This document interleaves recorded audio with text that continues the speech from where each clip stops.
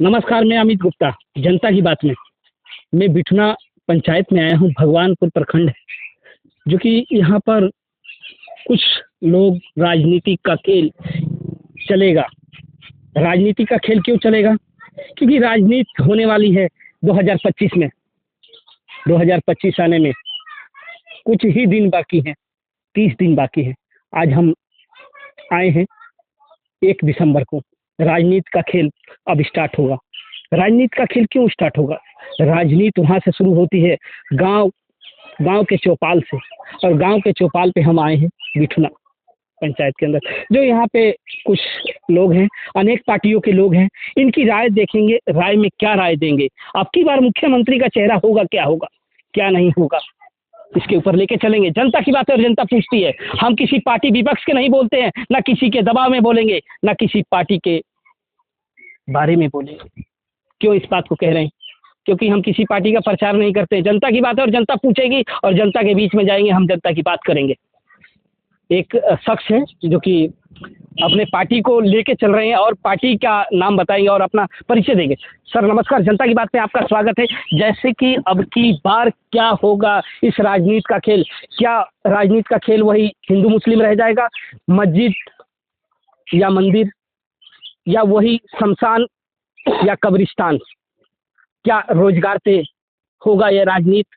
क्योंकि युवा नहीं है बिहार के अंदर, बूढ़ों का प्रदेश रह गया है, ऐसा क्या? जी, सबसे पहले नमस्कार सभी साथियों को। और मैं संतोष कुमार सिंह, जन सुराज प्रखंड संयोजक भगवानपुर हाट।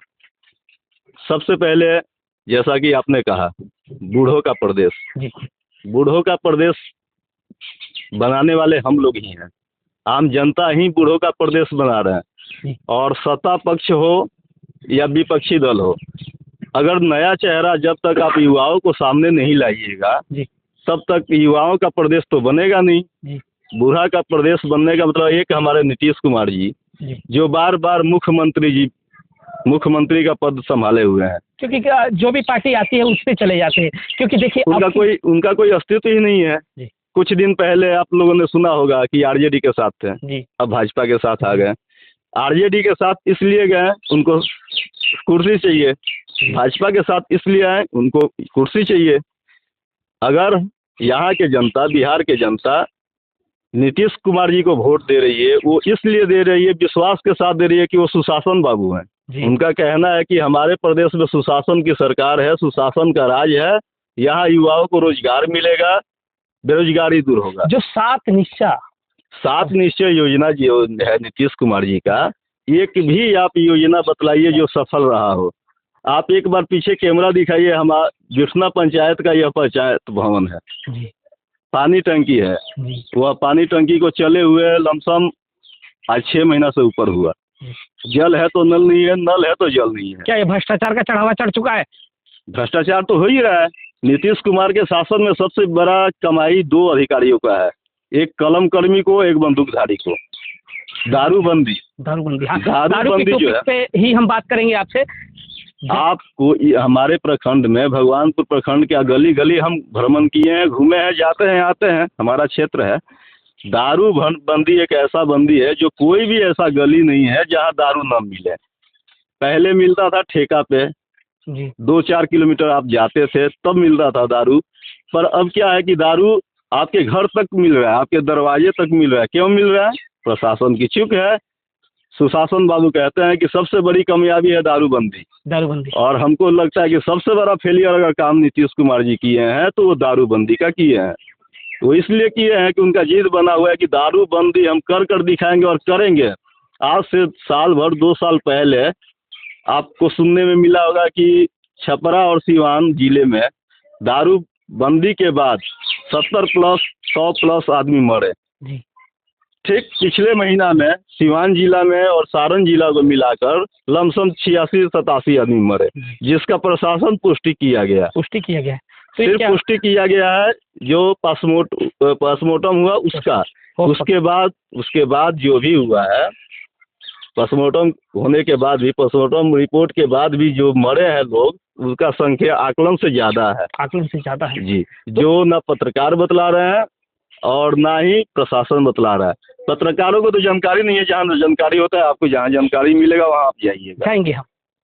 प्रशासनिक जो भी रिपोर्ट जो है उसके अनुसार यहाँ लमसम 86 आदमी का मौत हुआ है अपने सिवान सारण जिला में। जब आप पहली बार जान गए, नीतीश कुमार जी को पहले बार दारूबंदी जब किए उस समय उनको लगा कि हाँ लोगों की मृत्यु हो रही है, लोग खराब शराब जहरीली शराब पी रहे हैं, उनको उस समय अगर दारू चालू कर देते तो ये दोबारा जो कांड हुआ है हमारे क्षेत्र में वह नहीं होता। उनका जिद बना हुआ है दारूबंदी पर। दारूबंदी हमारे यहाँ पे जितने भी जनता है बैठे हैं, आप इनसे पूछिए कि सबसे फेलियर काम नीतीश कुमार जी का दारूबंदी है। क्योंकि देखिए हमने भी देखा है दारू। अभी हम आ रहे थे कन्हौली जो कि आपका बसंतपुर से रास्ता आता है, जो बिठना गांव के अंदर आता है। वहाँ पे हमने देखा कि एक दारू पीकर रोड पर चल रहा था और लड़खड़ा रहा था। हमने पूछा वहाँ पर क्या यहाँ दारू मिलता है, तो कहते हैं दारू नहीं मिलता है। मगर हर एक हमें ज्ञात है कि हर एक, हम ये ब्लेम नहीं करते, हम किसी पार्टी विशेष का प्रचार नहीं कर रहे और ना किसी विशेष व्यक्ति के बारे में बोल रहे हैं, क्योंकि यहाँ पर दारू मिल रहा है बिहार के अंदर। जैसे दारू जैसे मिल रहा है कि एक चाय की नुक्कड़ होगी हर एक जगह, वैसे ही दारू मिल रहा है। क्या ये सत्य है? जी बिल्कुल ये सत्य है।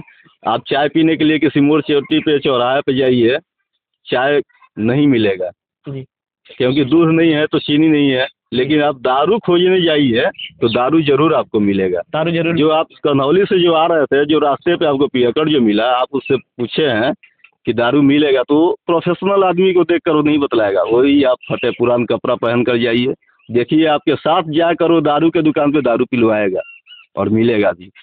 यही है हमारे पूरे। तो क्या ये प्रशासन की मिली भगत है? जरूर है। प्रशासन अगर मिली भगत नहीं करता तो इतना भारी मात्रा में जहाँ तहाँ जब्त दारू का नहीं होता। दारू वहीं पे जब्ती होता है जहाँ इंडिकेट लोगों का किया जाता है। प्रशासन के ऊपर प्रेशर दिया जाता है कि यहाँ पे आप जाकर दारू को निरस्त कीजिए। देखिए एक और चीज़ है, खेसारी ने एक बात कही है जो कि आपके बिहार का सुपरस्टार है, हीरो। उन्होंने भी एक बात कही है कि रोजगार नहीं है तो करेगा क्या लोग? दारू बेचेगा, दारू पिएगा। सही बात है, सही बात है। देखिए दारू का जो मुद्दा है वो रोजगार, ठीक है, बेरोजगारी है तो जरूर कुछ ना कुछ अपना पेट पालने के लिए जरूर कुछ ना कुछ काम करने। क्योंकि हर घर दारू बन रही है फिर बिहार में, यानी कि जब वही तो मैं आपसे पूछ रहा हूँ कि जब नीतीश कुमार जी किसी को रोजगार नहीं देंगे, दारूबंदी करेंगे, रोजगार नहीं देंगे, कोई नया वैकेंसी नहीं निकालेंगे, युवाओं को आगे नहीं बढ़ने देंगे, तो युवा पीढ़ी करेगा क्या? छिनतई करेगा, दारू बनाने का कार्य करेगा, कहीं गुंडागिरी करेगा, दूसरा कोई तो काम है नहीं। इसलिए कि यहाँ का शिक्षा व्यवस्था भी ऐसा नहीं है कि कोई यहाँ का बच्चा पढ़ लिख कर इंजीनियर और डॉक्टर बन जाए। जहाँ तक कि मैं बात करता हूँ शिक्षा पे, एक हम लोग मुद्दा लेकर चलते हैं शिक्षा का। यहाँ पे बगल में स्कूल है, इस स्कूल में या कोई भी आप क्षेत्र का स्कूल में जाकर देखिए, समय से पहले शिक्षक नहीं जाएंगे और समय से 2 घंटा बाद अगर शिक्षक के पास आप जाइएगा, पूछेगा कि सर आप कहाँ थे, तो जरूर अपना काम बतलाएंगे कि कुछ काम में रहते हैं। क्या है? प्रशासनिक चूक है तभी ना।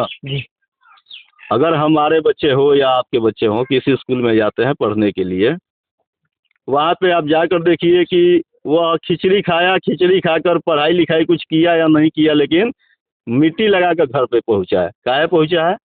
इसलिए पहुँचा है कि जब क्लास में जब टीचर ही नहीं रहेंगे तो बच्चे खेलेंगे। अपना खिचड़ी खाया, घर चला गया, बस कम शब्द में सब खत्म की। तो इसीलिए मैं बोल रहा हूँ कि अपना बिहार सरकार में जो भी चूक है, सबसे बड़ी चूक यहाँ के जनता के अंदर है। जनता के अंदर भी नहीं है, इसलिए कि हम लोग नीतीश कुमार जी को यह सोचकर वोट देते हैं कि हम वोट दे रहे हैं तो कुछ विकास का कार्य किया जाए। अब की बार वोट की चोट कैसे करेंगे? अब की बार वोट का चोट जो है वो बहुत अनोखा होने वाला है। अनोखा रोजगार पे या वही जात पात की राजनीति? मुद्दा पे होगा। पहला मुद्दा शिक्षा, दूसरा मुद्दा बेरोजगारी और तीसरा मुद्दा जो है वो दारूबंदी। तो क्या आपकी बार आपकी पार्टी आती है तो क्या दारू चालू कर देगी? हमारी पार्टी का तो पहले से ही कहना है, प्रशांत किशोर जी का जन स्वराज पार्टी का पहले से ही कहना है कि जो भी टैक्स जो दारू से आता था उस पैसा को हम शिक्षा पे खर्च करेंगे। जी।